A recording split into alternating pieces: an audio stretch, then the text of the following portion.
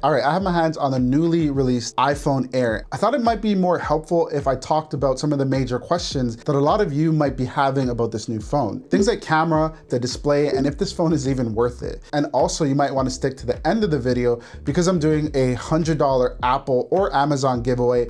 All you have to do is subscribe, comment down below, let me know your thoughts or any questions you have about the Air, and give the video a thumbs up and you'll be entered in a giveaway that will be answered in my next video. All right, let's pull up the first question about the Air. Can you reuse your old iPhone 16 or 16 Plus cases with the new iPhone 17 Air? I think that is an easy question to answer straight away without even trying, but no, your old cases will not fit on the 17 Air. This is a new design for the iPhone. The design, again, is all different, much slimmer, so you're gonna need to get some iPhone Air specific cases. Next up, is the iPhone 17 Air actually lighter and more comfortable to hold out all day? This phone is light, but if I compare it with the iPhone 16 over here, like, yeah, it feels lighter, but honestly, to me, like, it's not like impressively lighter. It feels better in the hand for sure though, but it's just slimmer and that's what you can tell. I close my eyes because I'm just trying to feel it out, but yeah, I don't really think that it feels that much lighter compared to the iPhone 16 regular. Does the lack of a telephoto lens matter for most people?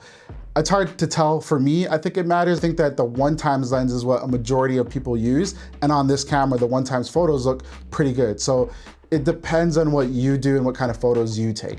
Does it wobble? As you can see, it's on my desk, and by pushing it down, it does wobble, but it's not like that annoying. With the camera bump and, you know, the plateau, as Apple calls it, you can see that it does wobble if you're rocking it without a case. Next up is the screen bright enough outdoors for reading, maps, or photos? Let's go outside and check it out. When I use it outdoors, I can pretty much see any text on the screen. It's not too reflective and it still gets pretty bright outdoors, so I kind of like the way it looks. Does the iPhone 17 Air heat up when using apps, gaming, or recording video? I'd say after using it for most of the day and putting it through its paces in terms of, you know, running games and recording video with it, I haven't personally noticed it heat up. Next up is a storage question. So how much storage do you actually need if you're not shooting in ProRAW or ProRes? If you're using it for capturing lots of memories and things like that, day-to-day downloading your regular social media apps, browsing the web, streaming on YouTube, Netflix, you're not gonna need more storage than 256. I think that's gonna cover like 90% of people. If you're somebody that takes a lot of videos or create a lot of content with your phone,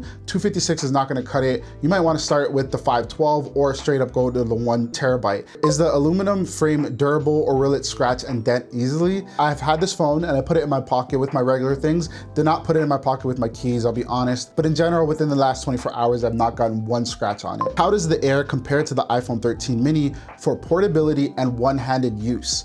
I love the 13 mini. If you're a fan of my channel, then you know that I really love that phone. Thing is, and what really reduces the portability of this phone is the fact that it's so tall. I think it's a 6.5-inch display. It's still rather large, and when you put it in your pocket, you're gonna feel it. This is not something that is like the 13 mini where you just kind of really don't know that it's there. Is the iPhone 17 Air a better deal than just paying more for the 17 Pro? So yeah, I did just get it, right? But I still have my thoughts based on the specs and my first use of the phone. I like the 17 Pro because it has ProRes RAW and it has regular ProRes. That phone is top notch in terms of specs and everything that you need. And it is a little bit more expensive, but this thing is a really great phone as well. But I don't think it's even better than the regular iPhone 17. That phone is actually a better value than this phone. You might be a little bit cautious because, you know, the camera's in the back. I think that if you are using this phone long term, things that you might need are not available to you.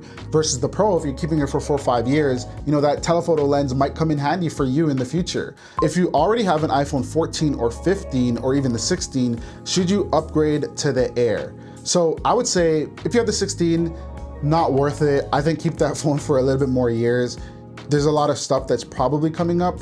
If you have the 15 as well, I think I'm on the same boat. I wouldn't directly update to the Air, especially if the 17, the regular base model, is available. That's probably a better upgrade unless you really care about, you know, the slimmer design. From the iPhone 14 to the Air as well, again, probably not. The 17 is out there. But again, if you like design, absolutely. Like the specs, the 120 hertz display, the camera itself, way better than any of those older phones. So it is something that a lot of people can think about picking up. And the final question is, does it bend? And let's see. I can't, I'm definitely not gonna bend it. I'm sorry, go check out Jerry Rig Everything's video. I'm definitely not that bold. I hope you found this video useful. I like this phone so far. I'm gonna put it through its paces. So make sure to subscribe, give the video a thumbs up, and comment down below for your chance to win a $100 Apple or Amazon gift card. Thank you so much for watching, and I'll see you in the next video. Peace.